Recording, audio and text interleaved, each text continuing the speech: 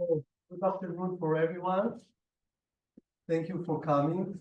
And for staying. I think it's the I would call it the escapist panel of the conference, because we are dealing with the situation, with the history of EC and EU relation with Israel, not only relation with Israel. And we have three speakers today that I'm especially honored to. I'll have her in the front. Okay. I'm especially honored and pleased to host as a chair, because they are all a good friend of mine. So I think we'll proceed with the order of the invitation, and we have something like 15 to maximum 17 minutes to each one of you, and then I will open the floor for questions and comments, and maybe I will have some of my own. So we'll begin with Professor Alfred Tuvias, who I'm sure you all know. Alfred Tuvias is a professor emeritus at the Department of International Relations of the Hebrew University. He served for 5 years as director of the Leonard Davis Institute for International Relations at the same university, at the HU. Since retiring from the HU, he has been teaching as a visiting professor at many universities in Europe and around the world. He is the co-founder of our association. Yeah. Thank you for that. And he has written and published many articles and books. So the floor is yours. Thank you. Just a second to show my phone. Yeah. Okay. Okay. Today I'm going to shock some people around here, and when we speak about history, this seems to be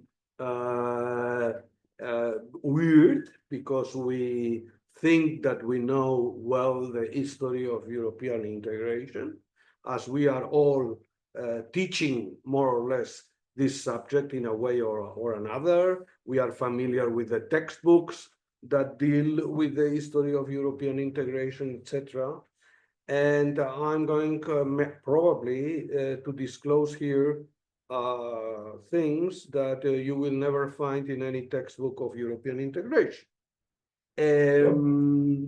As you know, Robert Schuman quite daringly came forward in May 1950 with a plan to establish a European coal and steel community, initially in his mind just between France and Germany, but open, of course, to other European countries as well, but not Eastern Europe, I want to stress.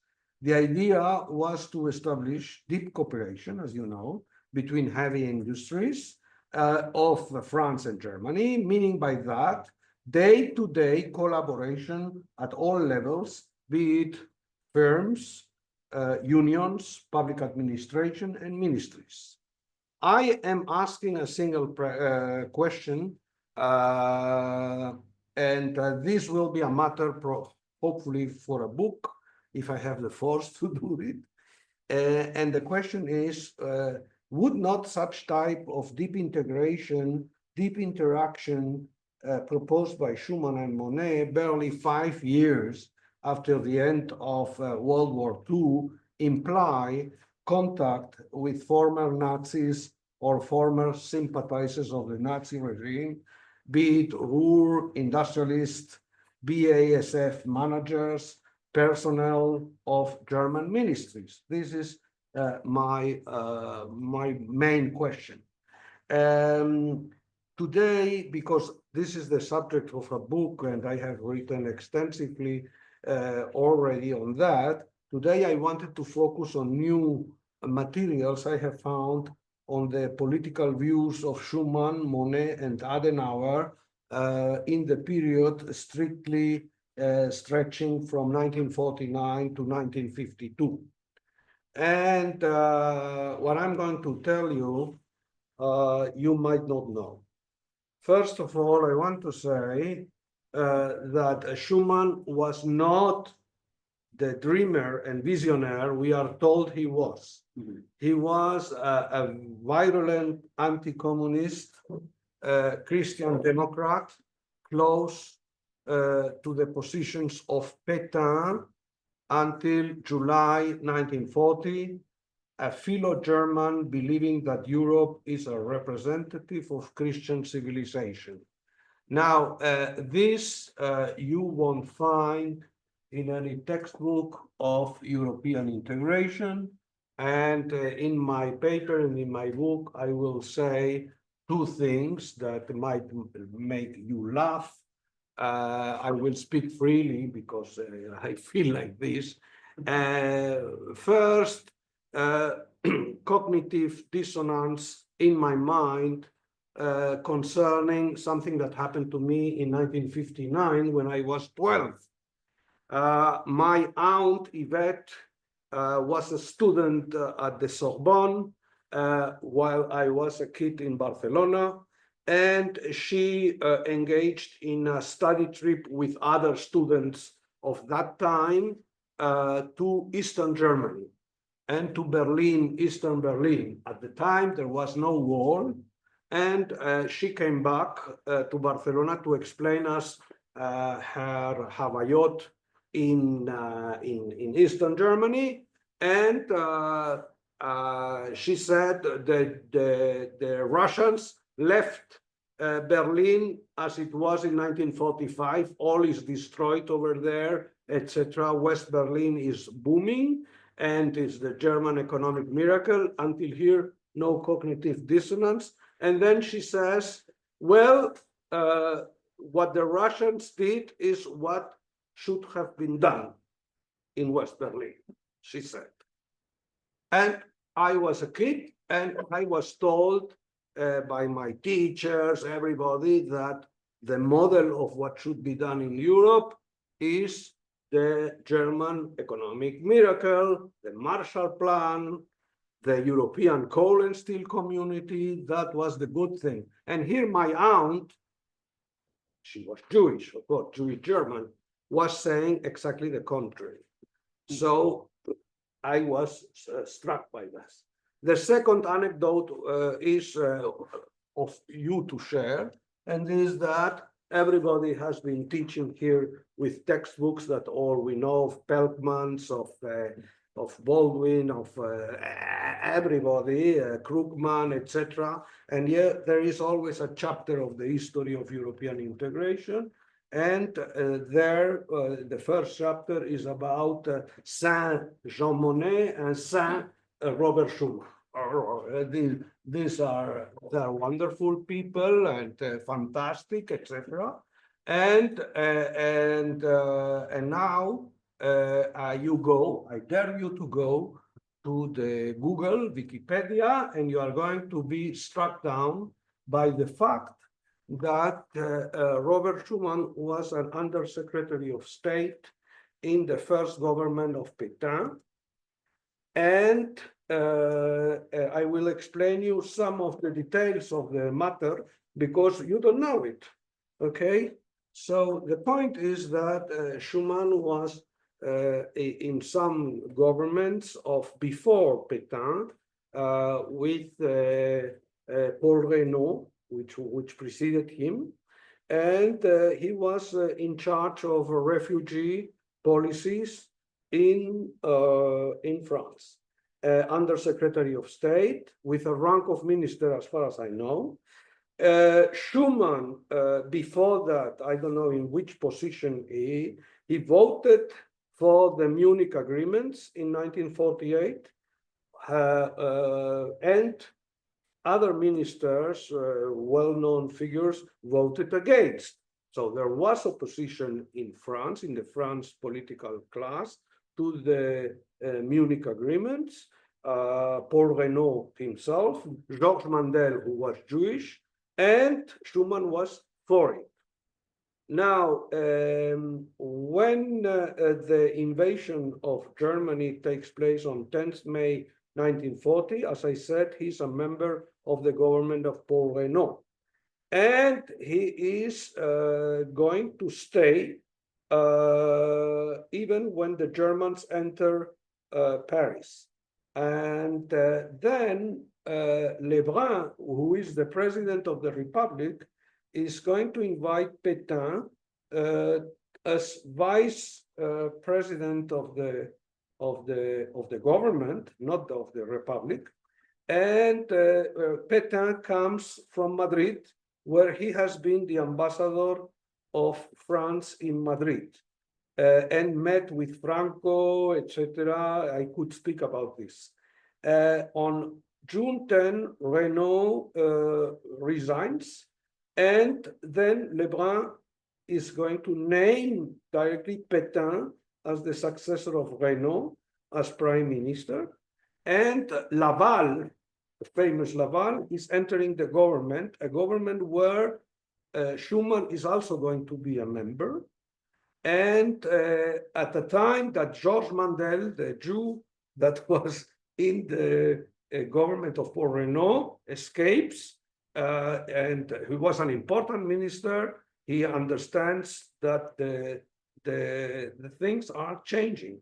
And not only him, the same day, sorry, the same day, de Gaulle is leaving and de Gaulle was also under Secretary of State under Reynaud, but de Gaulle refuses to be in a government with Pétain when Pétain is named by Reynaud. Schuman stays, okay? And very quickly, those who stay around Pétain reach the conclusion that France has lost the war and that we must reach for a truce, who in fact is a rendition. They all understand that France must resign. I was finished, and and Schuman is part of this movement, surrender. And the armistice, the truce, is signed on 22 of June 1940, and Schuman is still there. And I want to continue. Schuman is actually going to vote later on when the National Assembly is going to meet to do what to do as from July 10, 1940. And the vote is about giving Pétain the full powers so that he can become actually a dictator. And Schuman votes for it. Schuman votes for it. Whereas there is a minority that votes against. Okay. Now, the conclusion after reading all the things, actually, I want to say, before this vote, the government of Pétain, who has signed the armistice, okay, already, and signed the contract with Germany.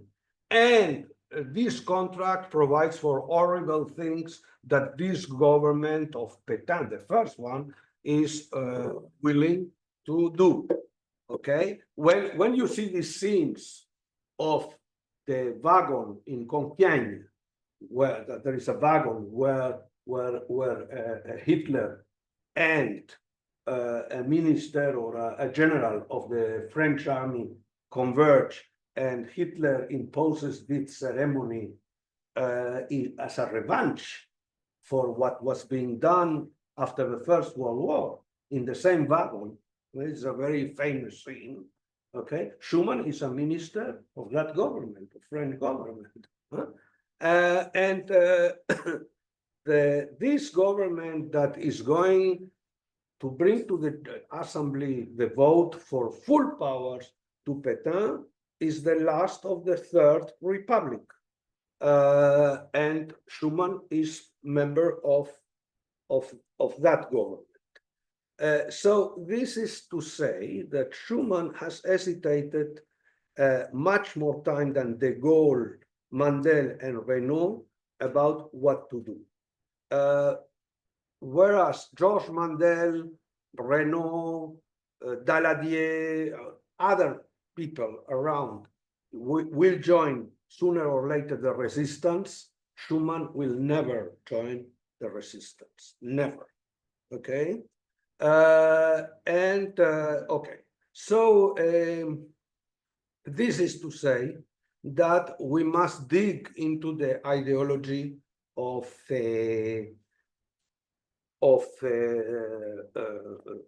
Pétain, who has been in the same government, as I say, as Laval, Weygand, Darlan, people that are going to collaborate later on.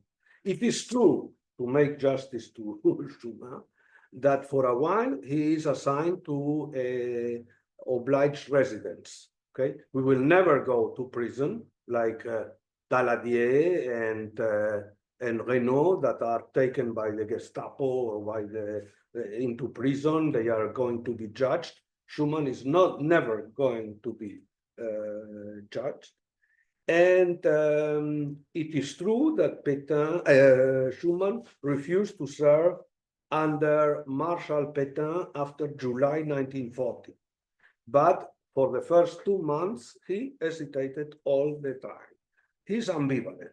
He's ambivalent.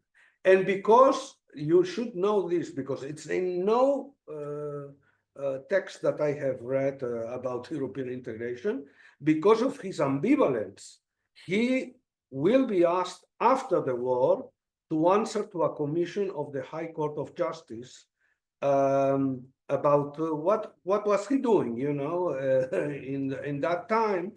And the High Court of Justice decides to dismiss the case, a non-lieu, in favor of Schuman, which will allow him to continue a political career afterwards. Because would he been judged or something, that would have made of him an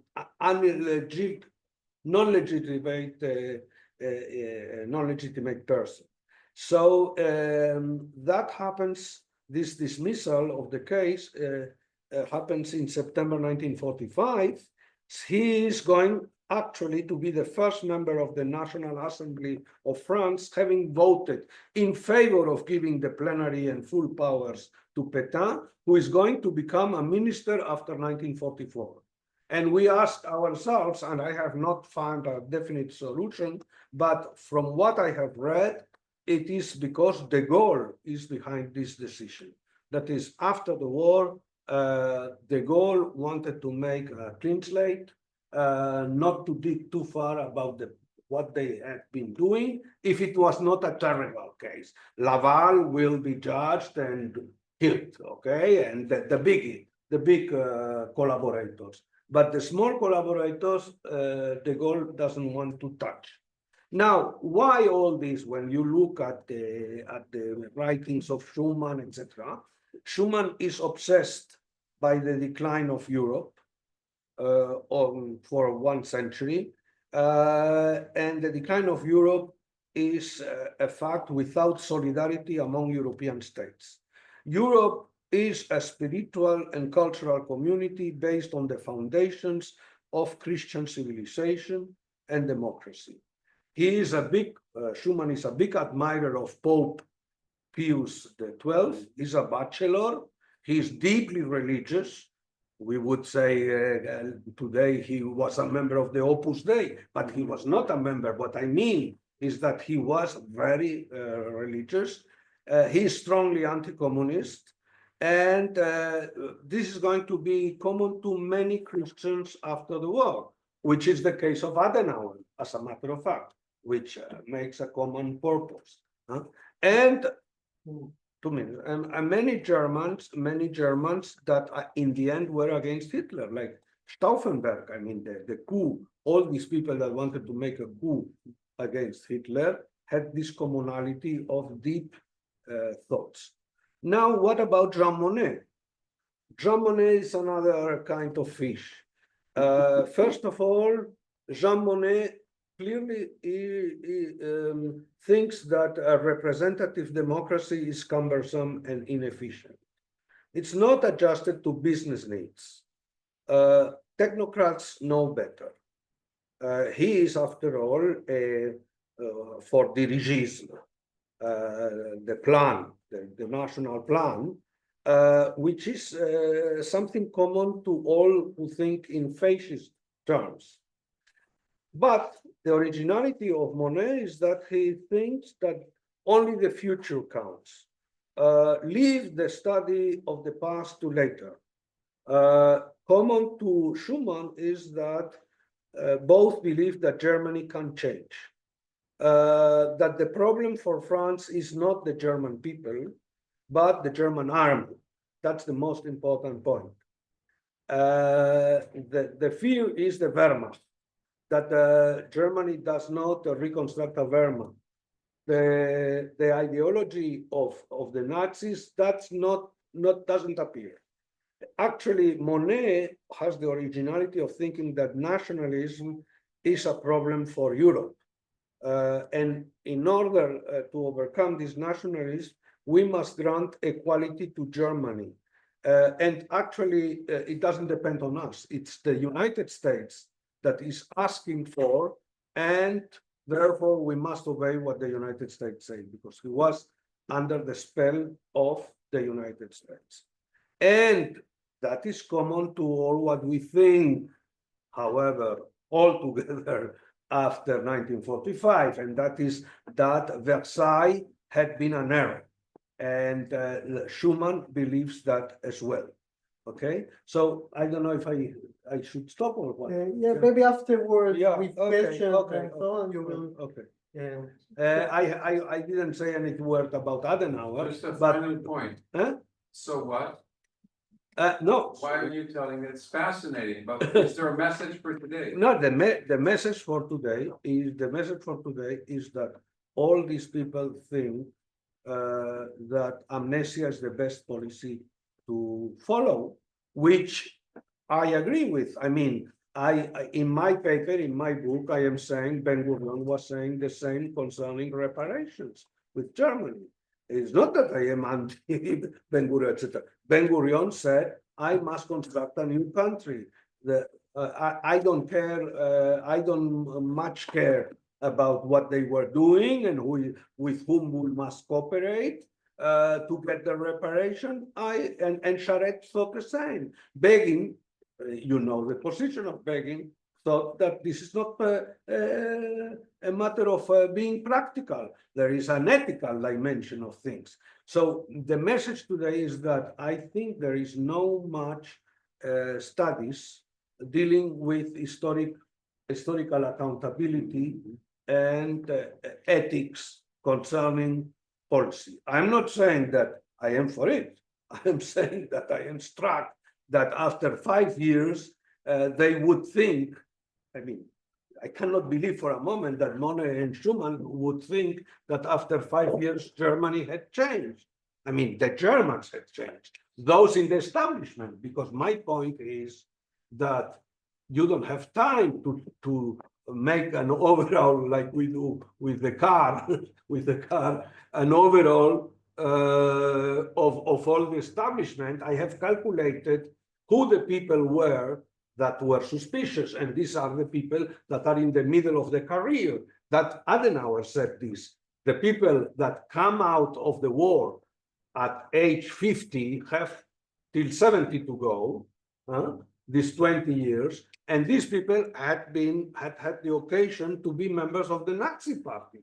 And Adenauer, if I would have had time, I would have said it openly. I cannot throw the water, the dirty water until I have clean one. So the shocking headline is, Father of European integration was not in it for values, Father was in it for the money. Yeah, I don't know. We'll elaborate That's a on bit it too later. far.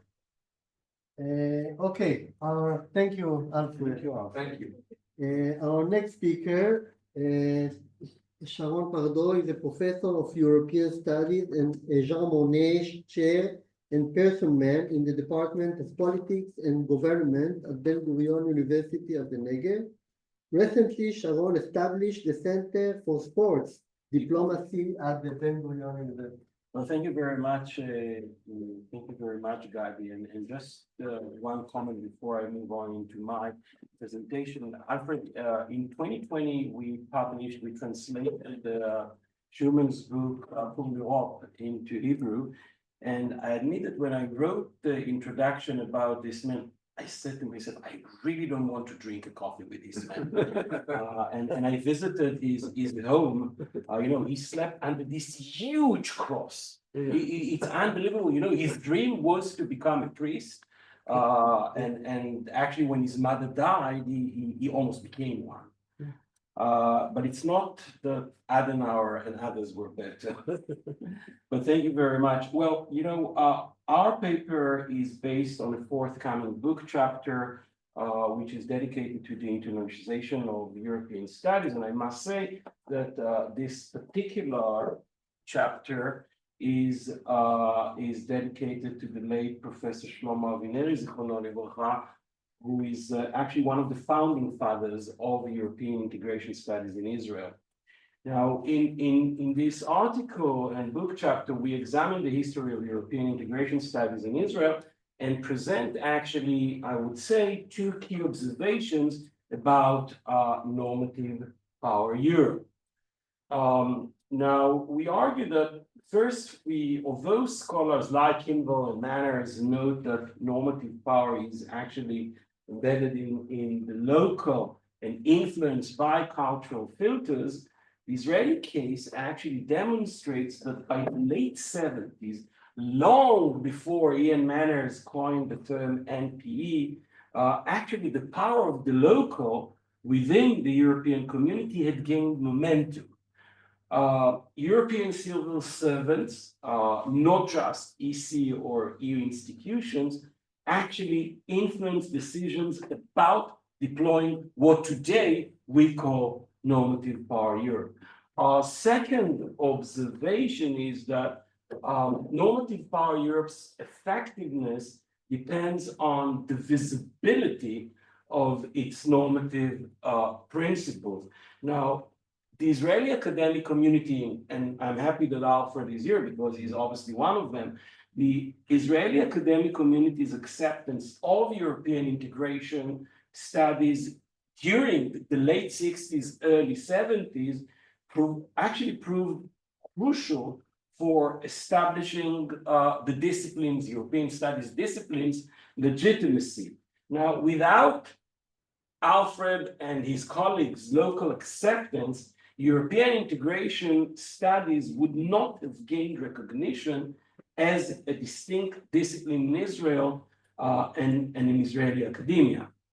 So these are the two observations, the most important observations that we raised. Now, during its initial years, we all know that Israeli academia was heavily influenced by European thought. However, Second World War dramatically severed this connection. And following the establishment of the State of Israel in 1948, academia shifted slowly but surely towards North American influence. And the truth is that Israeli scholars showed minimal interest in European integration until probably the early 90s. Now, of course, today the landscape is different. We saw it earlier this morning here with dozens of scholars dedicated to European integration studies, multiple degrees such as the one that we are hosted by, a national association, which I'll refer to as well. We have one Jean Monnet Center of Excellence, 3 Jean Monnet chair holders, and 1 Jean Monnet chair ad personam holder. So in terms of the key publications, the first notable academic book on Israel and the common market was actually published in 1971 by Pierre Uri, who actually assisted Jean Monnet in developing the European coal and steel community. This is the 1971 book. The second, probably most significant work was published later on in 88 by Ilan Greilsamer and Joseph Weiler. And this actually became one of the most influential books in shaping the field, not just in Israel, but actually all over the world. Now, the European Commission, and particularly this lady that Alfred knows her probably very well, Ms. Madame Jacqueline Lastenus-Berry. Met her multiple times in Malta, I think. Jacqueline Lastenus-Berry was the head of the University Information Unit, and she played a crucial role. Now, Lastenus-Berry provided teaching materials and encouraged academics such as Alfred, academic initiatives leading to the establishment of various programs, and the European Commission later granted the financial support of what later on would become the famous Jean Monnet program in 1986, 1987. Now, the institutional evolution in Israel is also very interesting, especially remember Lastenus-Berry, because this is the lady who invented normative power Europe already in the the late 60s, early 70s.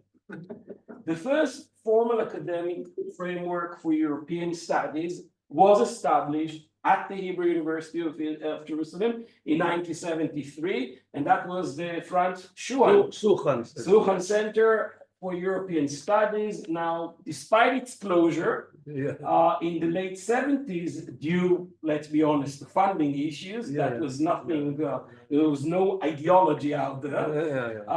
It actually laid an important groundbreaking work. Now, several other institutions emerged. That was first the European Studies Institute at Bar-Ilan University.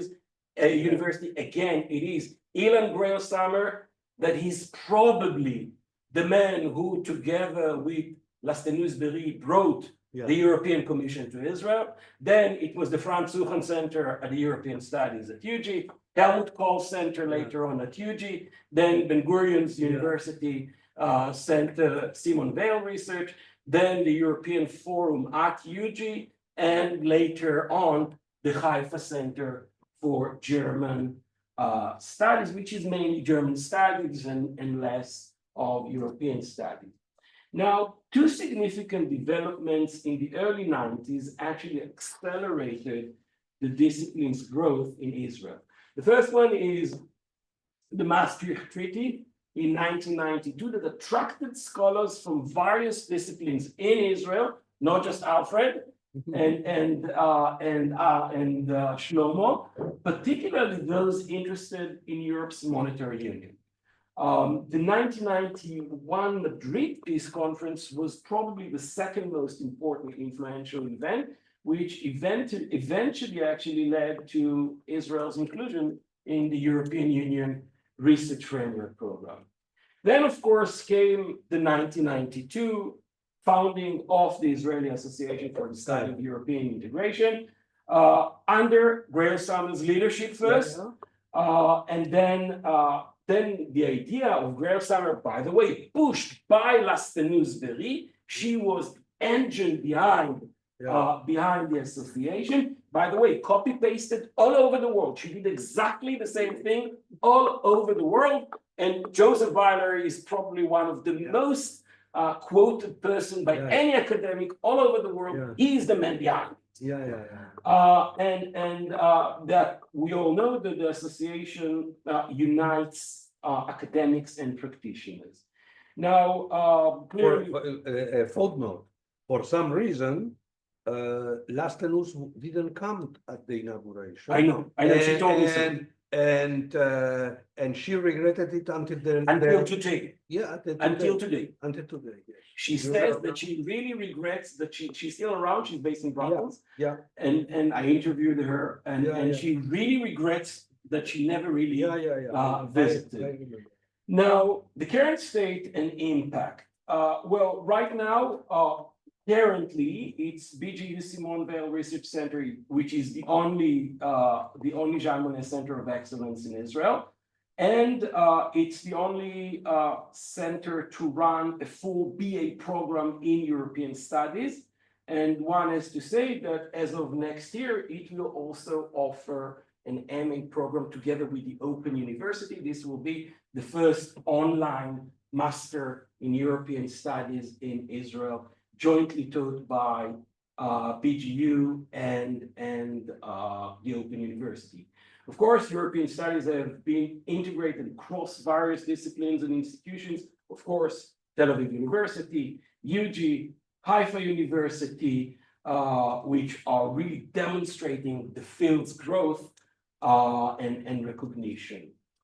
In terms of broader influence, our research really reveals that most scholars and practitioners in this field actually have European roots, exactly like Alfred. Academic, familial, professional, most of them are in some way or another closely connected to Europe. Now, while not really uncritical supporters of the EU, such as Alfred, they really view Israeli ignorance about contemporary Europe as a major problem for the state of Israel. Most of them aim to educate Israel's future leadership in law, economics, political science, international relations, all of course about the European developments. Let me move on to normative power Europe and Israel. Now, this evolution of European integration studies in Israel exemplifies what we argue is how local acceptance can actually amplify normative powers' effectiveness. And the discipline's growth in Israel from minimal presence to institutional establishment demonstrates that the crucial interplay between European initiatives and local reception in shaping both academic disciplines and policy perspectives. And this is exactly what this association is doing basically since 1992. So allow me really to dive into the question of normative power Europe and the power of the local and the Israeli case study. Now, the Israeli case study actually highlights two features of normative power Europe. It underscores that the decision to deploy normative power is also driven from below. This is exactly what people such as Alfred and Lastenus Berry did. Over the years, the power of the local has increased, resulting in a decision to deploy normative power being actively propelled by the union's agencies and the EU employees themselves. This was a personal initiative of Lastenus Berry, who could have done whatever she wanted because she had the money. And she pushed people like Grail Summer, like Alfred, like Shlomo Avineri to do so. Now, by connecting Israeli scholars with other European academics and commission officials, Lastenus Berry actually accentuated the significance of the power of the local and in three key areas: the deployment of normative power Europe, the internationalization of European integration studies, and the development of the community's external relations. Now, second, considering that visibility in the sense of being heard and of being seen and heard is normative power's condition of possibility, it was the Israeli academia's acceptance, which was crucial here for the European norms to be embedded in Israeli academia. So this warm welcome of people such as Alfred further really assisted in solidifying European Union-Israeli relations, even if not all the norms are actually ultimately accepted by Alfred or the Israeli government, of course. Now, all this to tell us that we should be honest. Although European integration studies remain a very small discipline in Israeli academia, they actually have succeeded in strengthening Israeli relations. And this academic field has linked Israeli science, Israeli research, and development as well with European research initiatives, while actually reminding Israeli higher education institutions of the importance of EU studies. The mere fact that the president of this university earlier today took the time and came to one of the panels here to listen tells us exactly this story. And hence we maintain that this was also their intended effect. And Israeli scholars such as Alfred, his acceptance of European integration studies is actually rendered European integration studies visible in Israel and making their introduction actually quite successful. We are all here thanks to people like Alfred. Now, these observations actually underscore the importance of analyzing various levels of the local. And of course, their relation to normative power Europe, particularly in the field of higher education, to better understand normative power Europe's impact in different yet unstudied areas. So we are hoping that the history of European integration studies all over the world, particularly in Israel, succeeded actually in exposing the European and the Israeli locals' significance. Alfred, thank you. This is like watching a Super 8 black and white old family movie, you know, how it all began. Thanks, Sharon, it was really Thank you. fun. Last but not least, Nava Barak. She is a PhD candidate at the European Forum at the Hebrew University of Jerusalem. Her research focuses on the European Community's policy for formulation on the Arab-Israeli conflict in the 70s. Her historical dissertation examines phenomena such as regional political integration and normative power. And I know the dissertation very well because I'm one of the supervisors together with Professor Eli Kodeh. So the floor is yours. Thanks, Daddy. I have to say it's really cool coming after Alfred and Sharon, because if Alfred is at one end of the spectrum, I'm almost a flagrant example of the other end. I studied the European Forum. I received my scholarship from the DRD, and my PhD is based on Ilan Bryce Samuel and Joseph Ryan's books. And I studied normative power Europe, so I'm happy to serve. The end product. So that you can find out. So I'm going to share with you today a sort of a snippet of my PhD project, which I think is telling about the subject as a whole.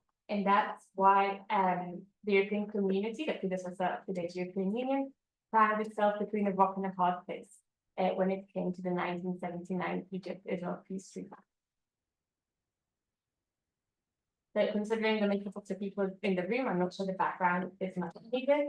I'll just say that I'm researching archival records from the European Political Cooperation Mechanism, which was established in 1970 to conduct Europe's foreign policy. And the first foreign policy arena tackled by the community was the Arab-Israeli conflict, as it was known back then, in order to reduce military conflict, to guarantee its energy security, improve European integration and global standing. And also there's an aspect of US relations, which I'll touch upon later. So I'm going to start at the end, and what we're going to see here is the European community's response to the Egypt-Israel peace treaty. It goes as following: the 9 member states of the European community have followed with the greatest attention the negotiations which have resulted in the signature of the agreement between Egypt and Israel. They are fully appreciative of the will for peace which has led President Carter to engage himself personally in these negotiations, as well as the efforts made by President Sadat and Prime Minister Begin. Skipping 4 different paragraphs, they hope that this will, to which they attach particular importance, will be given practical form soon in a comprehensive agreement in which all the parties concerned, including the representatives of the Palestinian people, would participate and to which the international community could give its endorsement. Now, the response ends like this. The 9 express the hope that all the parties concerned would avoid any statement or action which will impede the search for peace, such as the Israeli policy of settlements in the occupied territories. That's how the Europeans decided to respond to a pretty monumental moment in Middle Eastern history. So my research puzzle stems from the fact that the Egypt-Israel peace treaty was not in line with the European community's policy in the conflict, which throughout the 1970s, through the EPC mechanism, went from not recognizing the Palestinians to eventually in 1980 endorsing Palestinian self-determination. At this point in 1979, the official position was that the Palestinians have a right to a homeland. Now, this position led to a clash of interests when it came to the peace treaty. There was the issue of energy security. The Arab world was not loving the Egypt-Israel peace treaty. Egypt was expelled from the Arab League, and the Europeans didn't want to find themselves on the polar opposite end from their oil producers. There was the matter of US relations. The treaty was sponsored by the Americans, and the European community could not snub it. There was a question of political activeness. In the 1970s, Europe wanted to become a political player as well as an economic one, so they didn't want to stay silent on the matter. And all this could have led to the weakening of political integration. So what I set to find out in this small historical episode is what motive drove policymakers the most and at what cost. My main argument, as is throughout my PhD, is that European political integration was the main motive in the formulation of policy on the Egypt-Israel peace. This came at the cost of relations with the US, of the status of its political actors. Energy security was not really impeded by it. And this I attempted to ascertain using a historical methodology, using EPC archival records. I'm doing all this. I have this empirical contribution. These are previously unresearched archival records, but I'm also trying to contribute to conceptual frameworks on European foreign policy. There's the issue of European political cooperation, whether it was intergovernmental or supranational. There's Carlos and Weiler's book on the European policy modes, active, reactive, reflexive. This falls within the reactive period. And of course, normative power Europe, which Manners initiated, and Sean, of course, has written extensively about, also in relation to the conflict. So here we have, before the peace treaty was signed, European representatives at different levels met in order to discuss how to respond to it. This is from a European Middle East working group from the 9 foreign ministries that came together and to discuss it. And here we can see their considerations for mitigating threats, how this was a reactive policy mode. They're basically saying that they did not want to oppose the Arab world in this, but that they also didn't want to embarrass or offend the United States. However, we see here, but to protect our own interests vis-a-vis other Arab governments, we shall need to seek ways of creating momentum toward a comprehensive settlement. We should consider what pressure could be brought to bear in Israel for genuine movement in Gaza and West Bank. In particular, we should make clear our position to all new settlements in the occupied territory. And we should also consider if anything can be done, perhaps by raising the level of our dialogue with them to persuade the PLO to be less unreasonable. We may also have to be prepared to consider explicit support for the aim of eventual self-determination for the Palestinians. So here we see how policy was guided by this host of interests, and we're trying to work out the best way. Before we had a discussion, Alfred mentioned emotions and interests. Here we see that it's very interest-driven, but the policy that would come out in the end would have some normative value. Here we see, again, at the Middle East Working Group of EPC, that policymakers were, it was a very difficult meeting and it took hours and it's a very, very long verbatim record effect. But they didn't want political cooperation to fail. They wanted to make a statement. Failure would have meant a failure of political integration, which they were interested in, despite the member states still being the major stakeholders. So after the Middle East Working Group sat together, it went up one level, which is to the political director level, the 9 foreign ministries. Sorry, before this, I just wanted to show the intergovernmental constraint still in the working group. You see that Italy wanted to congratulate Carter, Sadat, and Begin. Luxembourg wanted to rejoice over the peace treaty. The French, however, refused to take themselves down to specific amendments, but their main objections were congratulate and welcome. They didn't want any of that. So the had a whole balagan on this. And the French representative more or less, not really implicitly, threatened his colleagues that if they don't accept the French position, there'll be no joint statement. So again, we see the strong intergovernmental aspect of that, but the fact that his colleagues, for example, the German representative took his threat very seriously and said, under protest, we can accept what you want. We want this to happen. It shows that they wanted this supranational endeavor to succeed, even at the cost of deviating from their own national policies. And here we have the British report that at the political director meeting that took place afterwards, that the French political director, who's a pretty high up diplomat, obtained authority to resume the negotiations, but only if the French draft was accepted, and that the other political directors said, okay, we can do this. But however, they did know that the French draft would not be what the world would be expecting of Europe, and yet despite that, despite harming its global standing and its relations with the United States, they were willing to go ahead with it. So here we have a nice quote that the French political director was not allowed to agree to the words congratulate, salute, or welcome at any point. The furthest he would go after 4 hours of argument and several more consultations with the Élysée, the Fouché Clements fully appreciate, which is what appeared in the final text, which is very lukewarm, slightly offensive to the parties involved, but that's the French national policy that was pushed through this mechanism. And here the British political director summed it up really nicely. I attached the French text as agreed at referendum, together with an English translation in terms as warm as the French wording will allow. It falls a long way short of what the department has asked me to aim for, but the political directors in general saw their task at this late stage as being to produce a single text for governments to study over the weekend and decide whether or not it is better than no joint statement at all. The Dutch and Italians were not sure what their decision would be.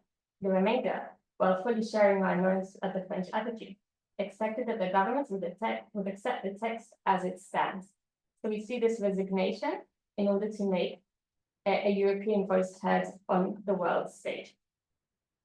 So I have a number of conclusions from this small episode that I think reflects at European policymaking on the conflict at large in the 1970s. To the question whether EPC was intergovernmental, the answer is definitely yes, but with a but. The major stakeholders were the member states, for example, France, but there was a wish on the part of national representatives to make this work. So they were willing to be flexible, to deviate from their national positions in order to reach supranational might be a strong word, but a European response. We also see that EPC policy mode was greatly reactive. The main aim was trying to minimize threats to European integration, global standing, and relations with the Arab world. However, I think that this episode is one of many of deep European dissatisfaction that would lead on to the active period of policymaking that would come across with the 1980 Venice Declaration.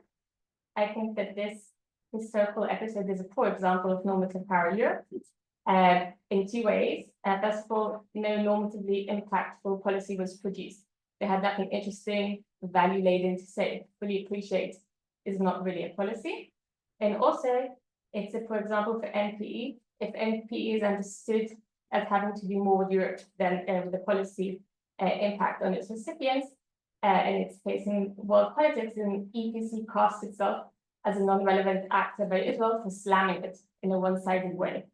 So its actual normative power on the world stage was not accepted by one of the major parties to conflict. And what I'm trying to explore, and I'd love your opinion on this, is a sort of nexus that I identify between strong intergovernmentalism and reactive policy that lead to decreased normative power. I'm not sure it holds for a lot of other episodes, but in this case, there's sort of an equation going on here, which I need to still determine its meanings. That's it. Thank you for that. Yeah, thank you. So we have a good half an hour to start to raise questions. Please stop sharing. And Maya, We don't have to use the half an hour. What? We don't have to use the 30 The minutes. red part. Let's see how far we go. So, thank you, it's really interesting. I have questions for Sharon and for Nama after them, so I think and I agree, I mean, I think there is a book from 92 about interest driven integration that no, but it was mainly about economic interests. So we didn't go into the past and the history and the like, personalities too much, but I mean, it's a trend of literature that has been going on for a long time. So like, it's interesting to hear. So Sharon, I'm not sure that I completely understood what you're trying to say with the power of the logo. So I would have some clarifications to better understand your argument. Maybe I didn't understand you properly, but you said that normative power of Europe and the power of the local. Should that make Israelis like pro-integration in a sense? Can if you establish a center here, it will be critical of you, because when I examine the public opinion polls of Israelis that didn't go to EU studies, but nevertheless do have some perspectives about the EU, then our public opinion polls of Mitbim shows since 2018, there was a really big gap between the perspective of Israelis is mostly anti-EU. That the EU is. You're going too far. We are not there. Okay, The argument is not even there. because when I received the Jean Monnet lecture, then the comments that I received, probably you got some as well, I don't know, after it, maybe you as well. So now the EU bought you and you have to speak favorably about the EU. That was the perspective of Israelis, right? The money shows you the way and the money sort of buys your opinions, so okay, so you don't. No, you're going too far. You're going too far with, you're taking it too far, but I'll answer you, I promise. Okay. That was, that's one thing, and the other one, the other one is for Naama. First, we had a discussion, I think, last year, that about intergovernmentalism and supranationalism, and when I'm teaching my students about intergovernmentalism, I said, when it works, it doesn't, it can take you maybe to supranationalism, but it doesn't have to. Like integration can be accelerated also through intergovernmentalism. You don't need to go to supranationalism necessarily, right? That's faster, that's quicker, that's more efficient, but intergovernmentalism can push the integration process forward. It can push the EPC forward. And I think that's what we're seeing. And so I think supranationalism has nothing to do with that mechanism, which is all intergovernmentalism. You don't see qualified majority voting. You don't see European Parliament involved. You don't see the European Commission so much involved. And you don't see the European Court of Justice. You don't really have supranationalism, but you do have, joint decision-making process. You have interest in having the European community back then on world stage. And then there's some pressure for that mechanism, intergovernmental mechanism to work. And that's a success story, right? When it comes to the Israeli-Palestinian conflict, but it doesn't have to do with supranationalism. That's the way I see it. So I'll be happy to hear your comments on that. And then I think it's really interesting to compare between 1979 and 1980, because that shows exactly how the EU, the European community, had become normative, had become proactive to the Venice Declaration in 1980. And then you do see the normative power Europe that had a very long-term effect, right, on Oslo maybe or afterwards. It takes a while for the United States to join the European Union stance on the Venice Declaration. It takes more than a decade probably, but the comparison between the two is interesting. Yeah. And maybe Sharon, to add to the question, and again, I guess the answer is just very simple, no, it's just a clarification, but also when you open here in Israel a center to study China, then again, it's not a matter of legitimacy. I mean, I'm lacking the normative issue. Okay, this is why it confused me. or when you want many Israeli students to study in Iran, it has to do with security threats of Israel rather than, normative identification. So there's like correlation but no causality of normative issues. And again, you follow the money a lot of times, and you still being able to be very critical about the EU. Yeah. Thank you. You want to answer? No, I want to give some comments to Alfred and Mike. Okay. But perhaps we collect. You run the show, a lot of interfering. You ran the show, you ran the show. No, I have nothing to add. Okay, I'm so, very so a what? keen listener. No, I just wanted, I think these were really, I love both papers. And I know a bit of Naama's work as I'm a member of the committee.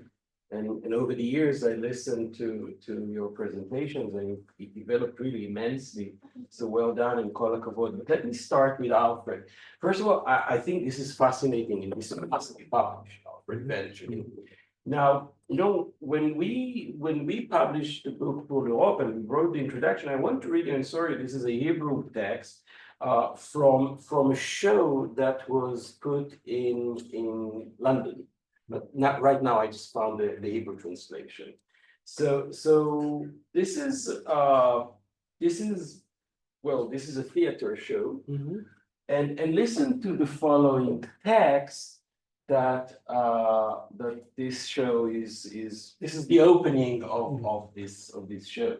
So ביל, הם דנים הבוקר בתוכנית שומן, זה מאוד מרגש. אני ממש מקווה לפגוש את האיש עצמו. שואלת אותו גברת למד, את מי? את שומן? ביל, מה פתאום? את ז'אן מונה. את מונה. הוא היה זקוק לשם ידוע כדי להשיק את התוכנית שלו. והוא הגיע אל שר החוץ הצרפתי, רובר שומן. זוהי הסיבה שהתוכנית קרויה תוכנית שומן. אבל מונה הוא שחיבר אותה. שמעתי אותו מדבר על כך באיחוד הפדרלי. מונה הוא באמת איש חזון אמיתי גברת למד. So again, Schumann was just, was instrumentalized. Now, the incredible thing with Schumann and the man was a priest. By all means, this man was really a priest, and unlike Adenauer that served time in jail, as you said, he never really served time in jail. And I think Wolfram Kaiser tried, in his publication, Kaiser really writes a bit about the Christian Democrats and the Christian democracy and the founding fathers. And I would really urge you to go through some of his writing. There are at least 2 books, which he edited. And again, it doesn't go that far. I mean, you really dive into the issue. And hence, I personally think that you must publish it. You must continue your research. You must publish it, because these are the things that we don't really know about them. Later on, we did a book on Cardinal and Kalergi. Same story again. Alcido de Gasperi, which is coming. The guy was basically a man of the Vatican, and these are the founding fathers of this project.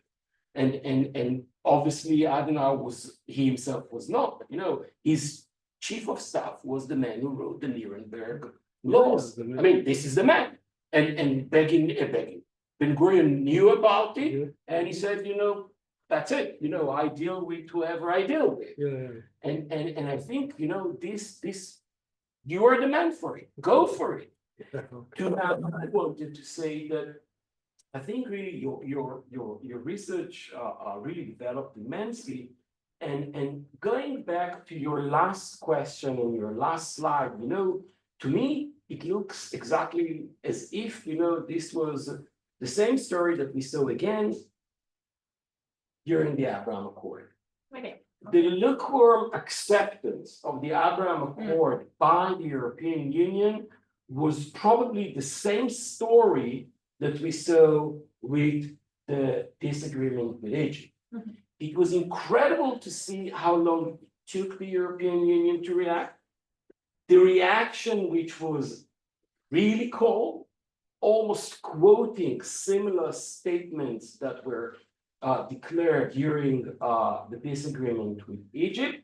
And then only a year down the road, the European Union really realized the magnitude of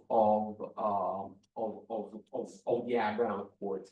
Hence, I would encourage you actually to write an article I wanted to say thanks for the idea. which actually compares the two events. Okay. And I think you can actually, as I said earlier, you cannot really learn anything from history but history, but I think you can compare the two events, and again, congratulations on your PhD. Maya, now I think there's something which is not probably clear here. And I'll go back to, and I didn't have the time to dive into the theoretical discussion, which of course we do in the paper. The two main arguments of the paper are that this case study underscores that the decision to deploy normative power is driven from below. Unlike the argument that people like Manners and others are arguing that this is coming only from the institutions, what we are arguing that quite the opposite. In the 70s, it was not the institution, it was one lady with big pocket that decided to deploy normative power. And she clearly says so. When I interviewed her, she clearly says the whole idea was diffusion of European norms. And just a second, and it was not about buying Alfred. She knew exactly that you cannot buy this Spaniard. She knew exactly that he will criticize her heavily. That was not her idea. It was all about diffusion of norm. And then we have two different locals. One local is the European local. In that case, it's Lastenus and her team, which had no guidance from above. And on the other side, we had the local, which is Alfred, Shlomo, Ilan Grayson. And they, from day one, they promised her, we will criticize you. We will criticize your project, but we would love to get your funds in order to support us. But you wanted to say something. It sounds to me much more soft power than normative power. She I don't clearly- see any normative issues here. I Oh. just see spreading of knowledge and ideas. But normative powers means, like Ian Manners says, Turkey is going to change its death penalty and cancel the death penalty. Where do you see the impact of normative power? It's all about diffusion of norms. And then we go to the second argument. It's all about, here we go, the norms are exactly the norms that later on in 2002, Ian Manners would call them normative power. But she, in the 70s, she talks about human rights. She talks about law, the rule of law. She talks about the magic, as she calls it, the magic of the European project. The Declaration of Independence of Israel, that rule of law, we are a democracy, well, it doesn't mention democracy. But I don't think that's the direction. I mean, This is what she says, you cannot argue with the lady. She says, these are the values that I wanted to diffuse to the locals. Where do you see in Israel when it's already a democratic country? So I do see soft power, but I just don't see normative. No, I tend to disagree with you again. These are exactly, well, you can argue about the whole concept of normative power here. You can call it, normative power, is ve'ahavta l'reacha kamocha. Normative power Europe, you can argue that this is. Sorry. We don't see change of public opinion in Israel about the EU, and we don't see any changes of the EU, of the Israeli legislation, or something that would amount to something that Turkey has done or other countries have done that would align Israel more with Europe. I mean, we do have our like-mindedness that we do talk a lot with Europe, but I don't see any relations to EU studies when we talk about like. Maya, Brodel called to what you're saying. Ketzef al hamayim. And this is Ketzef al hamayim. I couldn't care less about the current government. I'm looking actually into the deep changes. I'm looking into the deep changes in Israeli academia. Maya, you were not here yet, but people like Alfred did not have tenure track positions. They did not have tenure track positions because no one could care less about this discipline because there was no discipline. Alfred had to fight for someone that in 2003 will come to BGU and will get a tenure track position dedicated to the discipline of European studies. That's so, No, it's soft power. why the opposite? It's all about human rights. It's all about the discipline. You know, right now you're talking about the internationalization of international law. Who did it? It's the European Union. It's the circle of European norms that were embedded in the international community and came back from the UN to all the member states of the European Union. I want to, Israel was there in the 90s. It's not there now, but Israel was there. Israel, Ministry of Foreign Affairs were talking a lot about, like-mindedness. So you're like saying Israel was not democracy, it was not a Again, rights or not and it's not, it has no correlation to EU studies. It has no causality with EU studies. Quite the opposite again. I think you do not understand the nature of normative power. Normative power at that time did not exist. She is talking about diffusion of European norms. To her, by the way, she is not even aware of this term that today we call normative power Europe. She retired, I think, in the late 80s, early 90s, she retired officially from the commission. This is a language that we cannot use with her. But she Sharon, I used want to ask chairs, you, she used chairs. Maya, maybe you can, afterwards, you can continue the argument because The chairs, by the way, are just to answer you, the Oh. chairs are coming, by the way, from a UN chair. She's taking the ideas from the United Nations. Again, this diffusion of norms from the European Union to the United Nations coming back on the member states. But sorry. no, I want to ask you about, you implied that there is an special importance of the Israeli association or Israeli teaching of Israeli academics. In the story of the way that the study of European integration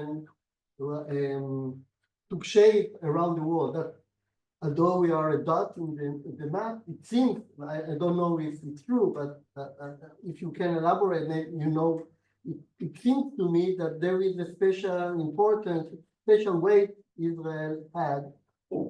And so that's something that I would be happy if you can speak about it. Alfred, it's really interesting the way that, well, let's say Robert Schuman was almost a priest, yeah. Well, we know from history that priests they had an inclination to be pragmatic. And if you take Richelieu or Mazarin, so maybe it's not that surprising.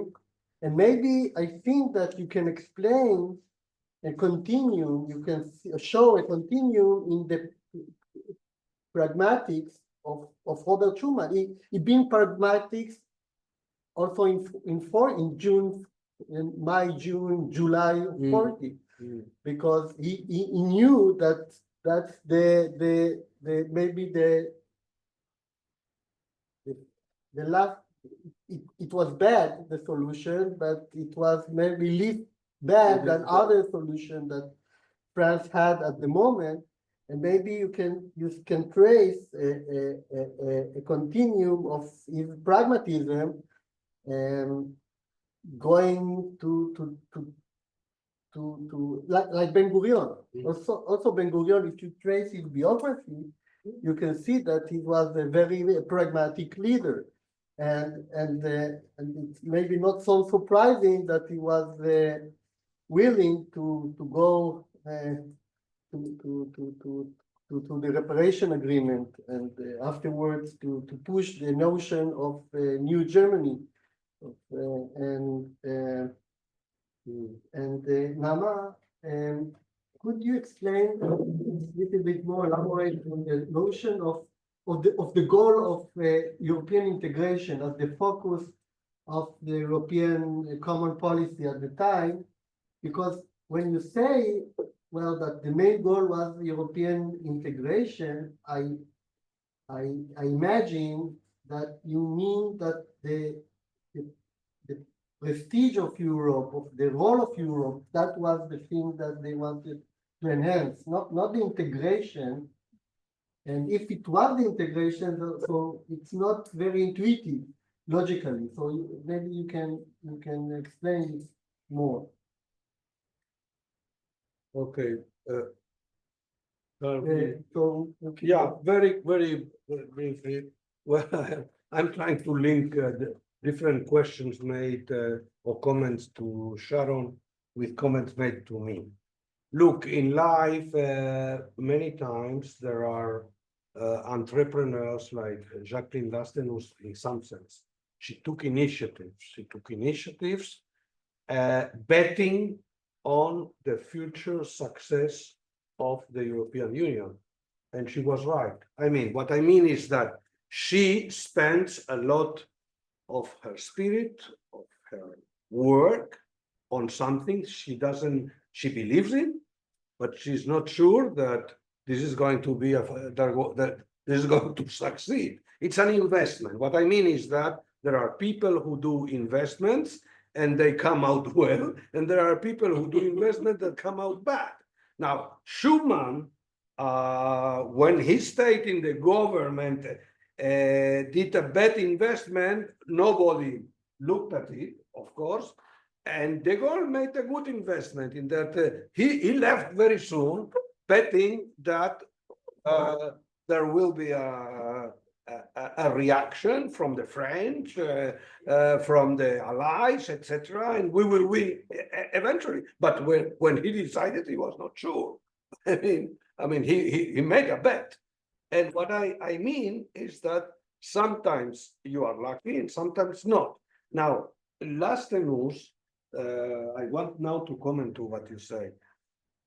The bet was relatively simple to do when it comes to creating associations in the European Union, because after all, there were future civil servants that in the national governments that had to know something about the European Union. So I am not astonished that she would say, well, we are, this is a simple bet. I mean, people, a fonctionnaire of the civil service in France must know something about European law. This is something practical. So that was not the issue.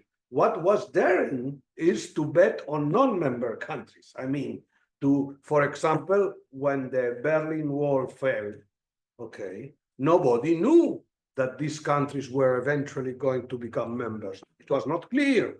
Remember, it was not clear in 91, 92. It took a lot of time for the Union to say we go for enlargement. But she immediately wanted to create associations there. So she made a bet. In that respect, she's an entrepreneur. She's taking risks, and they might fail or they might not. Okay, so this is the merit of Mrs. Lastenus as far as I am concerned.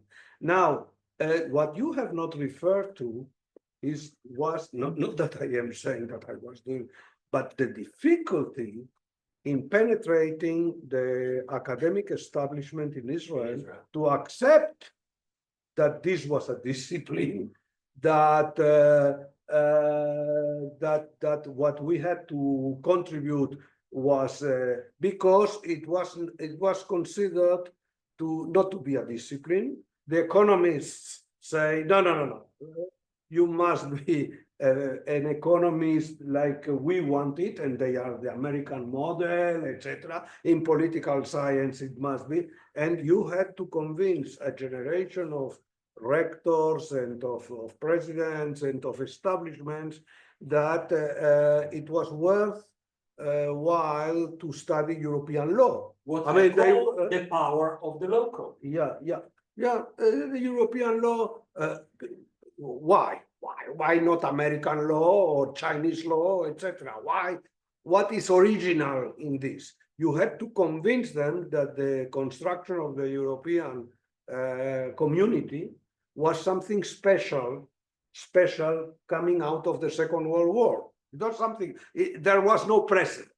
So when there is no precedent, it's very difficult to convince an establishment or to establish something new. Because I must say, I would insist in your paper to give a role to the European law, because at the beginning, I'm speaking about the beginning, it was not the discipline was not considered enough important to have it in the Department of International Relations or to have it in a Department of Political Science, etc. No, the key issue was, as far as I remember, that lawyers on the field, that they they were saying, okay, nowadays a lawyer must know something about European law. It was a practical matter. It was a practical matter. Sometimes Mrs. Madame Landau and Caniel, etc., were giving seminars to grown-up lawyers in Tel Aviv. So the grown-up, that was not the university. That was a 3-day seminar, intensive about the institutions of the European, the decision-making process. This was a practical matter. So I think that this dimension should be stressed here. So you're right. I think what really energized or supported this process of academizing EU studies was progress in EU study in the EU itself. Mhm. I mean, you're describing Las Tenos and all that. This is from the mid or late 1980s. No, Las Tenos was early 70s. Okay. Early But what I'm 70s, trying late to 60s, early 70s. Madame Las Tenos? Yeah.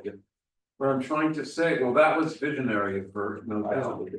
But I'm thinking in terms of the audience for this. Prospective students, deans, people that would make the industry.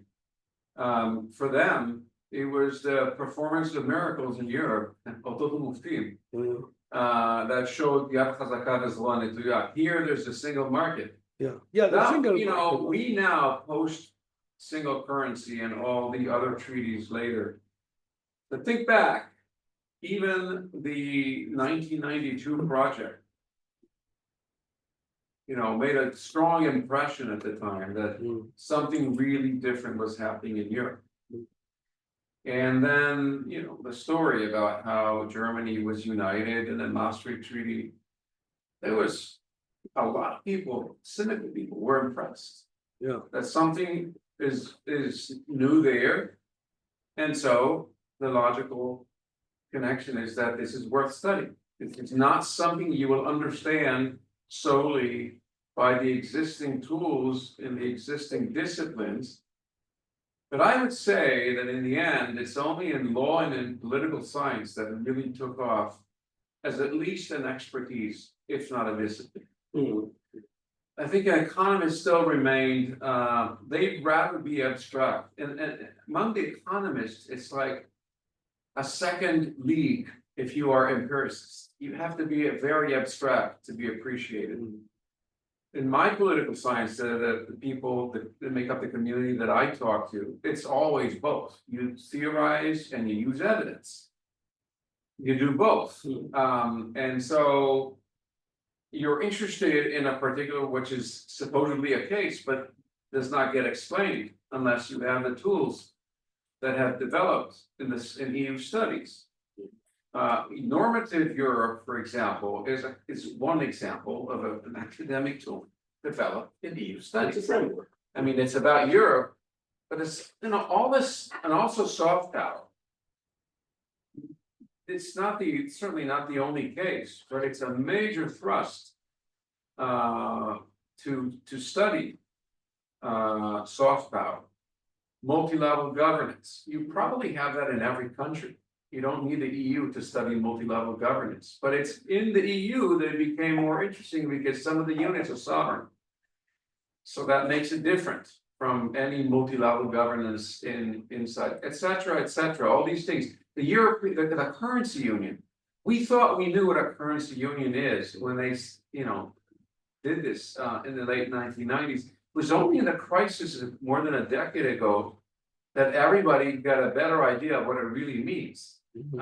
This idea that you have a currency union without a political union. So a lot of interest and renewed studying of what goes into a currency union. So I think this is an amazing project, European. No, but I have to answer you directly because you raised very important issues. However, we interviewed tens of people for this study. Among them, rectors of during those days, deans, academics. Alfred was also interviewed, and they all identified two events: Treaty of Maastricht and the Madrid Peace Conference. These were the two events that they identified in Israel. In Israel. They identify them as the key events following the push from the locals from the 70s onwards to establish discipline courses, attract students, centers, the first center in 1973 in the Hebrew University, etc. So they all identified, and especially the rectors, including your rector here, which was interviewed, they all identified these two major events. In even time, no? The rector at the time and the deans at the time that were interviewed.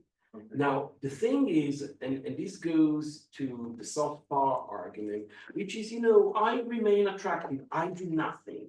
I just remain attractive, and people want to be attracted to me. Now, the thing here is that here we have a local that pushed for it. Now, and this goes back to Gadi's question, the Israeli case is not very unique. The Israeli case, and this is a book which is basically, it's a book about the internationalization of European studies in several third countries, you will see exactly the same actors. Joseph Weiler is a key actor. Our Belgian friend from Ghent is all over the world. Mark Maresco. So you have 2 or 3 persons that literally work as the agents of Las Tenus all over the world. And they establish the same association, like I say, in Israel, you will see it in North America, you will see it in Latin America, mainly in I want a footnote here for your interest. Yeah. Very quickly. I studied the EU-Mediterranean relations, okay? Do you believe that there is no association in no Arab country? The only association was in Israel, which is contradictory to what the idea is. I mean, where are the masses of students that could study the European Union, if not in the Arab world? So they are not interested. Israel was the first Middle Eastern country to introduce European studies. Yeah. Well, we ran out of time, but I want to give Nama, Thank you. I just want to say on Alfred's point, I think it's the same reason that a lot of countries in the Middle East didn't want to do trade agreements with Europe. They thought it's a form of colonialism, that they didn't want to engage with Europe in that sort of way. That's what I understood from the literature. Maya, thank you for your question. I'm thinking that maybe I need to define my terminology better. Maybe it's a bit anachronistic to say supranational, intergovernmental. Maybe I need to make it clearer. Regarding Venice, Sharon told me years ago that it wasn't that normative. It wasn't the big shock. And I think that's really right. I think the motives were not normative at all. It had to do with the Iran-Iraq War, with the Iranian Revolution, the Soviet invasion of Afghanistan, disapproval of US policy, disapproval of Israeli settlement policy. The impact, like you say, is massively normative. Here we are 40 plus years talking about it. But I don't think policymakers at the time said, we want to change the Middle East. They wanted to get other things from it. So that is a point I need to explain further. And Gadi, this is also similar. You're right that the political integration is to increase the role of Europe, but also in 1970, European policymakers decided that in order to manifest this brand new political Europe, they needed to have a project that would showcase it. And that was this project, and it was extra community. And that's why success was so important to it, because it was a test case, a case study for European political integration. And I guess that's something I need to further emphasize. Well, thank you very much. Thank you.